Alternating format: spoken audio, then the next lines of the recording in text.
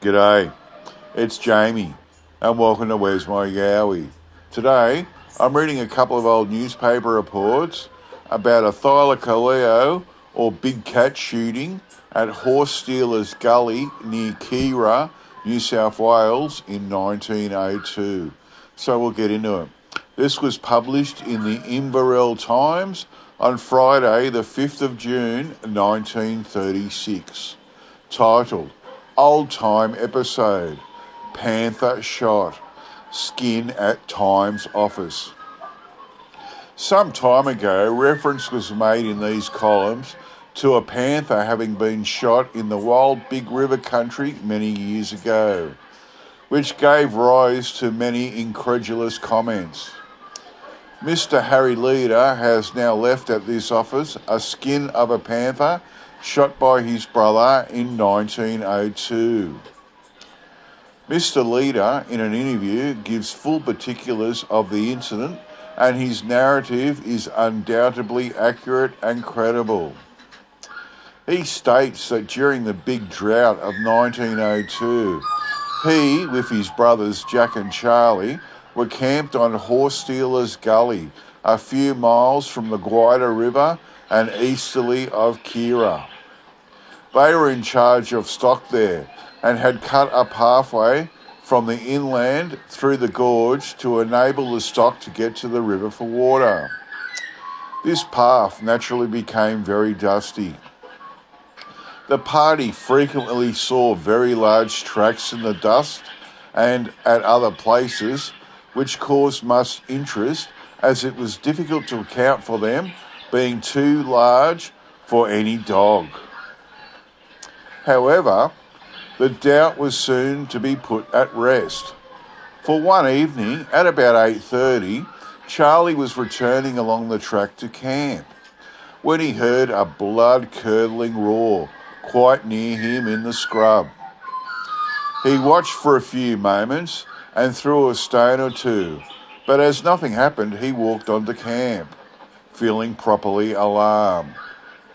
The camp was about 2 miles from the spot, and on arriving, he told his brothers of his experience and turned to have a wash.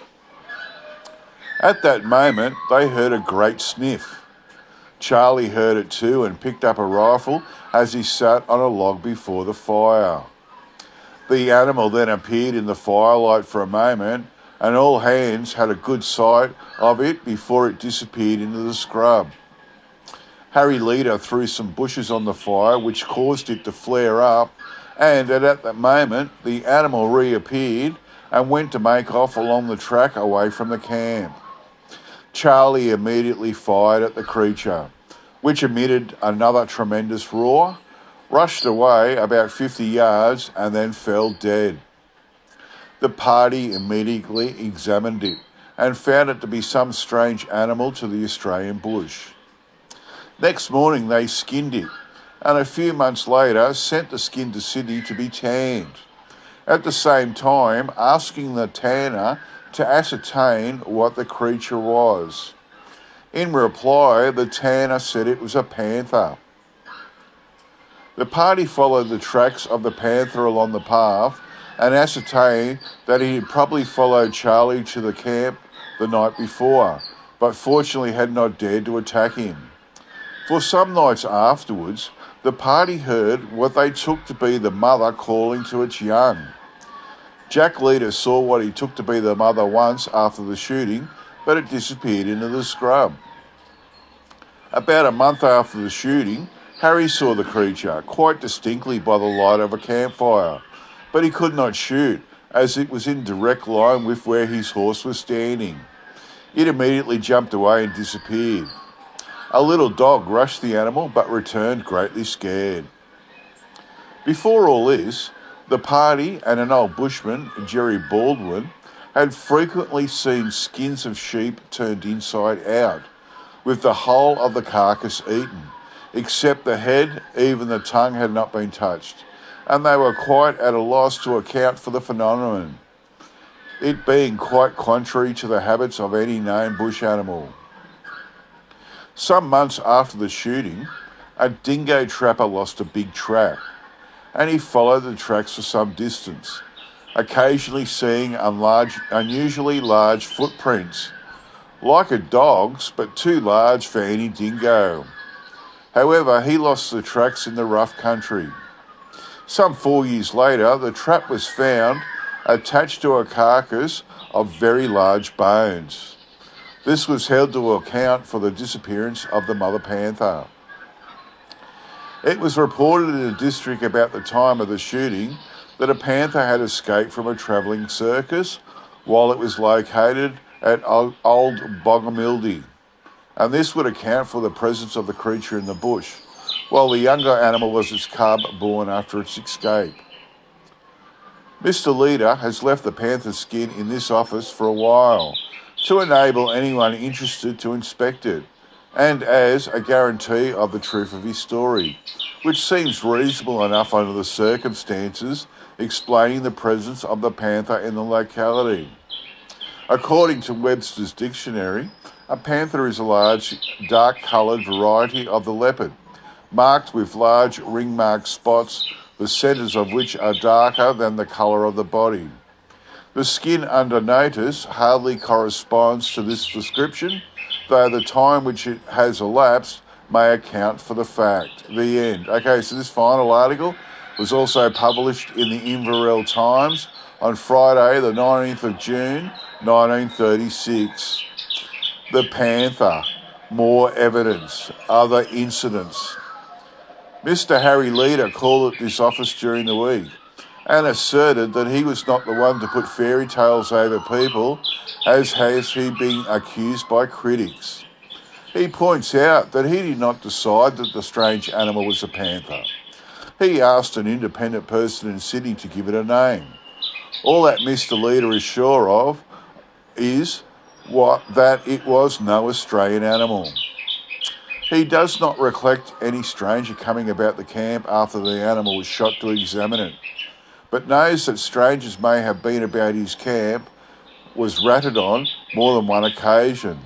He says that Mr. Smith was not in the district at the time. Referring to the dingo trap which was taken away, Messrs. W.M. and Alf Austin followed the tracks for a few days and saw where the trap had occasionally been caught in a sapling and the animal dragging it had chewed the bark of the sapling in efforts to release itself. The tracks eventually disappeared into the thick scrub. Mr. Hobday informs us that he remembered seeing the skin a few days after it was secured, and whatever it was taken from, it certainly was not a bull pup, as alleged, nor was any Australian animal he knew. Mr. Hobday recounted how some practical joker had attached the skin of a large kangaroo to a steer, fitting the kangaroo's head and tail to the steer and letting it go in the bush. He said the animal caused a great scare to anyone who saw it, but did not realise what it was. The animal soon died, however, probably from restiveness owing to the continuous fright. The end. This is really interesting. I would love to know what colour it was, because they didn't describe it. I'm assuming it's black because they're saying it's a panther, but we just don't know. They say they frequently saw large tracks that were too large to be any dog. And then one evening, when Charlie was returning to camp, he hears the blood-curdling roar, and so he gets back to camp, and then they hear a great sniff, and then it appeared in the firelight for a moment, and everyone got a good sight of it. And then Harry threw some bushes on the fire, which caused the fire to flare up, and the animal reappeared. And then his brother Charlie fired at the creature and emitted another tremendous roar, rushed away about 50 yards and then fell dead. They immediately examined it and they said it was an animal strange to the Australian bush. So next morning they skinned it, and a few months later sent it to Sydney to be tanned. And then they asked the tanner, they never said it was a panther, they asked the tanner what the creature was, and he said it was a panther. And then nights afterwards the shooting, they heard what they took to be the mother calling its young, and Jack Leader reckons he saw the mother once after the shooting, but it disappeared in the scrub. And then another month after that, Harry saw the creature again, and he couldn't shoot at it because it would have hit his horse, and his little dog rushed at the animal but returned greatly scared. And then before all this, the guys and an old bushman had frequently seen the skins turn inside out and the whole carcass eaten of sheep. And then months after the shooting, a trapper lost a big track, and he followed the tracks for some distance, and he said they were unusually large footprints, like a dog's, but too large for any dingo. Now, that's really interesting to me, because if they were big cat tracks, you wouldn't say that. Would you say that they were like dogs' tracks? Whereas if it was a Thylacoleo, they look like dogs' tracks. So it's interesting. And then he said some 4 years later, he found the trap, and it had a carcass attached to it that had very large bones. And then Mr. Harry Leader had to go back to the newspaper office to reassure that he wasn't putting fairy tales over people, because this guy, Mr. Smith, at the time, I didn't read these letters, but there was like 2 or 3 more letters written by him, where he kept claiming that he saw the skin before it went to the tanners, and he reckoned it was a bull pup, like a large bulldog type animal, someone's dog that they'd shot. But the thing was that they reckoned that Mr. Smith wasn't in the district at the time, and Harry Leader swears that he never came around to his camp, and no one else came around to his camp to examine the animal after they shot it. So I think Mr. Smith had a problem with the leaders' people probably, and he just didn't like them, and that's why he wrote these outrageous letters saying that he'd never, that it wasn't a panther, it was a dog. Anyway, it's all very interesting, and I'd love to know whether it was a panther and what colour it was, or whether it was a Thylacoleo. Okay, that's it from me. I'll get back to you all next time. Bye.